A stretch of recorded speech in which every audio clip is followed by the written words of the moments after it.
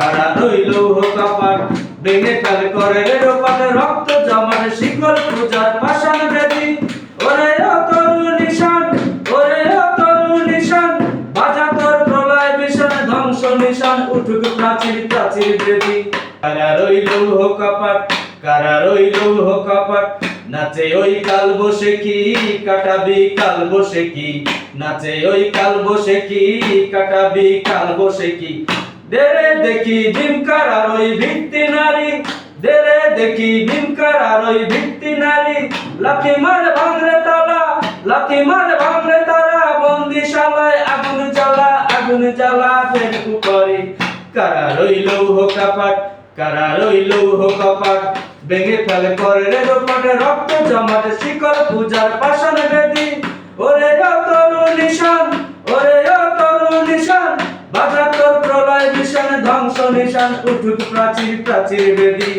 কারা রইল কপাট কারা রইল কপাট কারা রইল কপাট। যে কারণে দেশ স্বাধীন হয়েছে সেই কারণটা আজ আমরা খুঁজে পাই না, তাই আজকে গুণী ব্যক্তিদের কাছ থেকে শুনব। নজরুলের উপরে আলোচনা করবেন। আমাদের প্রধান অতিথি হিসাবে উপস্থিত আছেন বীর মুক্তিযোদ্ধা মোয়াজ্জেম হোসেন খান মজলিস, 69 গণ আন্দোলনের মহানেতা, স্বাধীনতা মুক্তিযুদ্ধের অন্যতম সংগঠক, চেয়ারম্যান জাতীয় স্বাধীনতা পার্টি।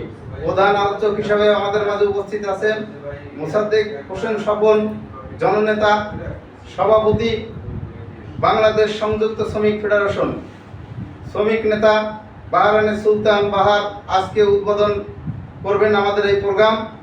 সভাপতি জাগো বাংলাদেশ গার্মেন্টস শ্রমিক ফেডারেশন ও ভাড়াটিয়া পরিষদের সভাপতি। আমাদের মাঝে উপস্থিত আছেন আবু আল আহাদ দ্বীপভূমির বিশিষ্ট জননেতা, আজকে প্রোগ্রামের বিশেষ বক্তা বাংলাদেশ জনতা ফ্রন্টের সভাপতি আবু আল আহাদ দ্বীপভূমির। আমাদের মাঝে উপস্থিত আছেন বাংলাদেশ স্বপন কুমার সাহা, সভাপতি বাংলাদেশ ন্যাপ। আমাদের মাঝে উপস্থিত আছেন নকিব হক, সদস্য বরিশাল বিভাগ সমিতি। উপস্থিত আছেন এলিজা রহমান, নারী নেত্রী। বঙ্গবন্ধুর স্বপ্ন অনেকে বাস্তবায়ন করতে চায়, বঙ্গবন্ধুর স্বপ্ন সেদিনই বাস্তবায়ন হবে যেদিন ক্ষুধামুক্ত, রাবার মুক্ত, পলিটিন মুক্ত, সাংস্কৃতিক মুক্তি পাবে, সেদিনই এই বাংলাদেশটা আরো উন্নত হবে। আমি নজরুলের উপরে গবেষণার জন্য সরকারকে ধন্যবাদ জানাচ্ছি এবং ইনস্টিটিউট খোলার জন্য কয়েকটা কাজ করছে।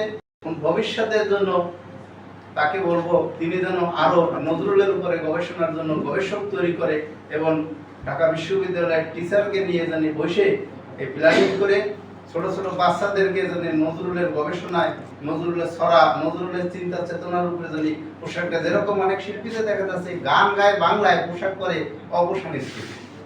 এটা কিন্তু আমাদের একটা লজ্জাজনক ব্যাপার। আমি জনতা সাংস্কৃতিক পরিষদের সভাপতি, সেই হিসাবে আমি কথাগুলো বলতেছি যে দেশের গান গাচ্ছে অথচ পোশাকটা বলতেছে বিদেশি।